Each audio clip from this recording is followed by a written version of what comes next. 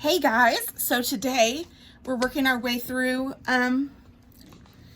the choice boards, and today we're going to make salt dough. So I went ahead and wrote out my instructions, but they might be backwards to you all.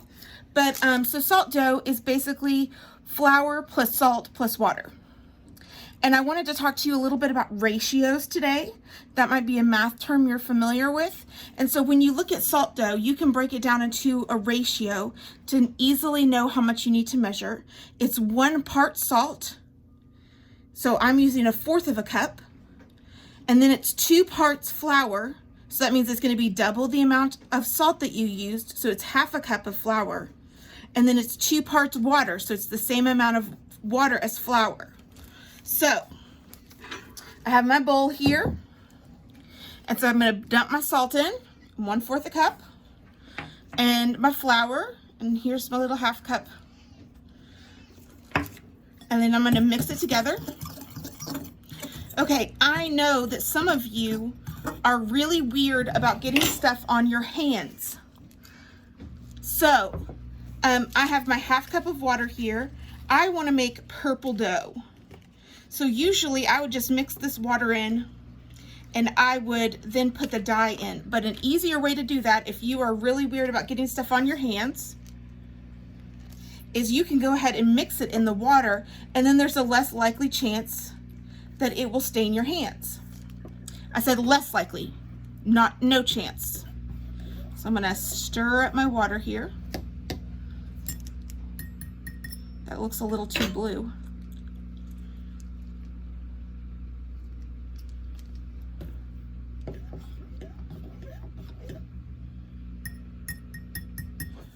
A little more purple. Let's try one more.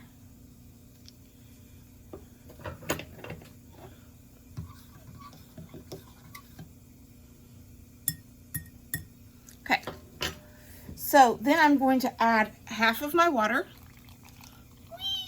Okay, and then using a fork, I'm going to slowly start mixing it together.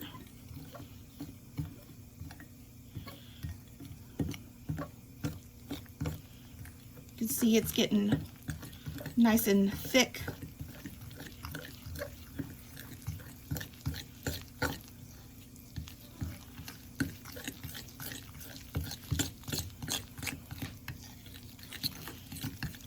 Okay, now I can tell you that I did not use all my water. I used 1/3, and that is already too much water. So I went right by the recipe, and it says too much water. So what I'm going to do is I'm going to grab some more flour.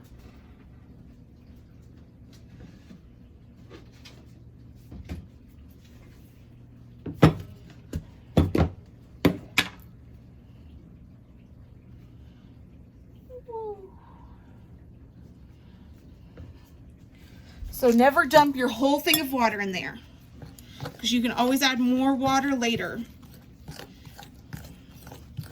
Okay, so now we see that it's thickening up, getting it into the dough part. Okay, so I have put wax paper down, but you can put aluminum foil, newspaper, regular paper, magazine, whatever you want. But just this way, you know, you won't mess up your table, and all you have to do is like clean it up. So what I'm going to do is it's called kneading the dough. And basically what you're doing is you're folding it and then pressing down. And what that does is it gives the dough a good way to mix together. If you've ever made biscuits or anything like that are not drop biscuits, but cut out biscuits, this is what you do with the dough. And it gives it a nice, easy way. Now I'm going to need a little bit more flour, so I'm going to get in my bowl here. Just want a little bit more.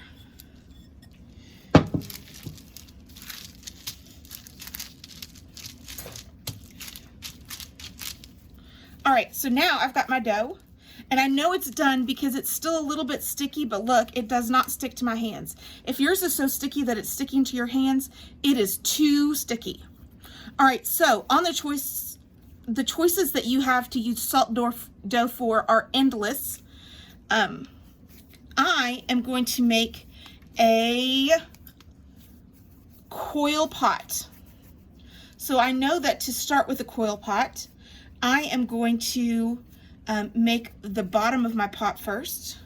So what I'm going to do first to make this easier on myself is, if you've ever baked, you know that this is a good thing, is I'm going to take a little bit of flour. I'm going to sprinkle it on my work area. And this way, when I make my things, they won't stick.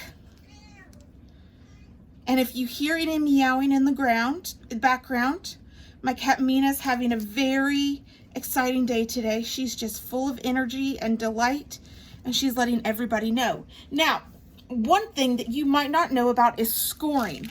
So we're going to talk about scoring a little bit, okay? So the first thing I'm going to do is roll out my first my first coil, so I can lay it down on the wax paper. The goal is, it can be too long, that's fine, but what we're looking for is for it to be even. So an even width. Okay, so what I'm gonna do to help make sure that my pot sticks together is I'm going to dip my fork, and I am going to dip it in water, and then I'm gonna make these little dots around the edges that are filled with water. And I know I'm not being super neat about it, and that's okay. And then I'm going to make the same dots on the bottom of my coil.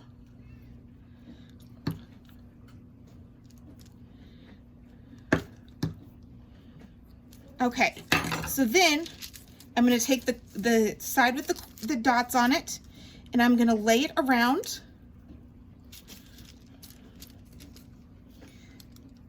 the edges of my pot until they connect, and then I'm going to break it off.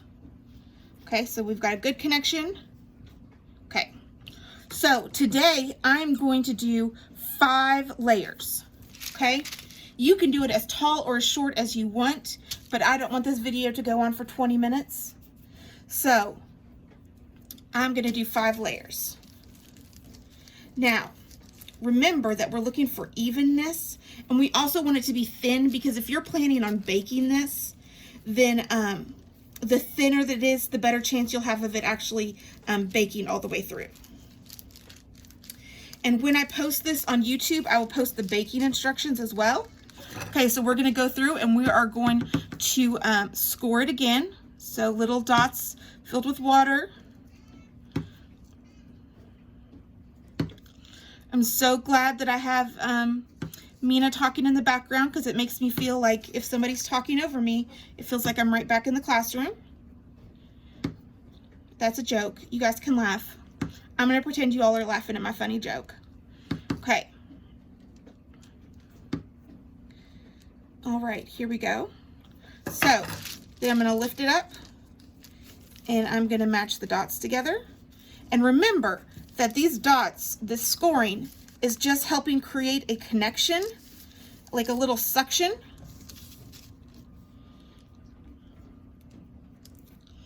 Now, some of you might have used salt dough before to make like ornaments around the holidays, but it can really be used for a lot of things. Like if you just wanted to use this as Play-Doh, you could. What this is not used for is eating.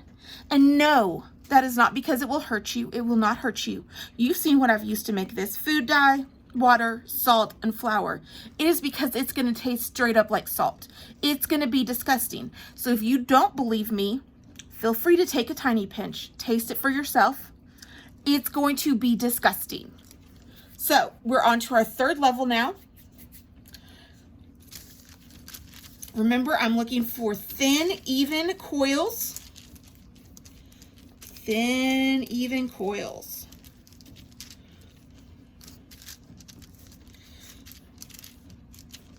And then I'm going to do my scoring. Beep, beep, beep, beep, beep. Okay, I'm going to get a little lazy with my scoring to make this go faster, but you know, you guys should not.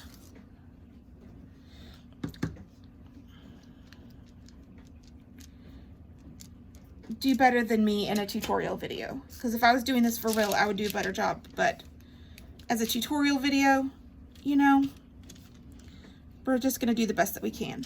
Now you're going to notice that sometimes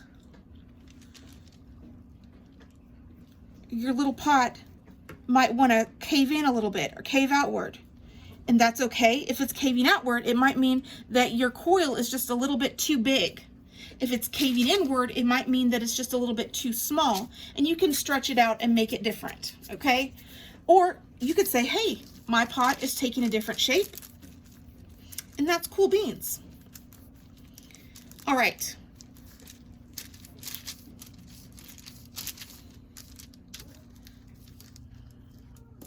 So to fast track this, I'm going to make the dots. Then I'm going to take my finger, put it in the water, and smear water all over it. Now,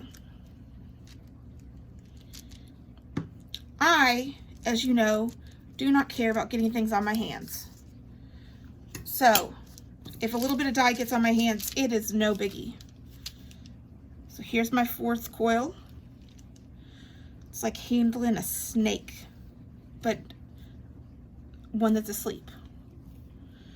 Okay, I'm gonna connect it. Okay, so there's my 4th one. Okay, I'm up to my last one. Now you can do fancy things. I'm gonna do a fancy thing with my last one. So what I'm gonna do is, instead of coils, I'm gonna do little balls. So I'm still gonna be doing what I did, which is I'm gonna score it.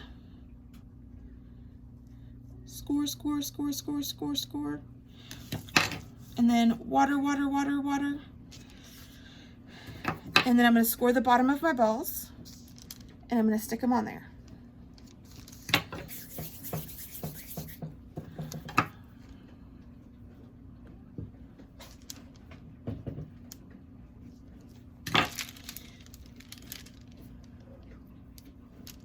Mina, do you want to say hi to everybody? Say hi. She's saying hi. Okay. All right, we're going to keep going. Score, score, score.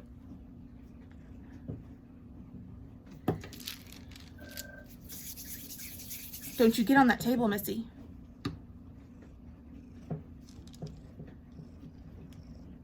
I'm watching you.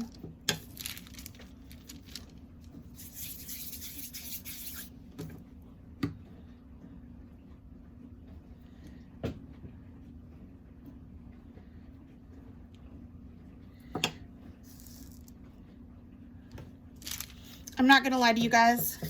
These balls might be a little bit too heavy for this salt dough on top of these rings, but I committed to it, so this is what we're doing. Okay, so now my pot is done.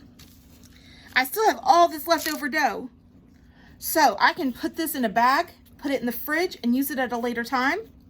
I can throw it away, or whatever I want to do with it. I could pass it on to a younger sibling to play with, because it's perfectly safe for them to use. Okay, so what I'm going to do now is, number one, I'm going to make sure that I have an adult's permission to use the oven, and I'm going to preheat the oven to 250 degrees. If you need help with that, please make sure that there is somebody present when you're using an oven. Then you're going to sit it on a baking sheet and cook it for 2 hours at 250 degrees. Okay, so I will get back with you guys after mine is done, and we'll see how it turned out. All right. Bye.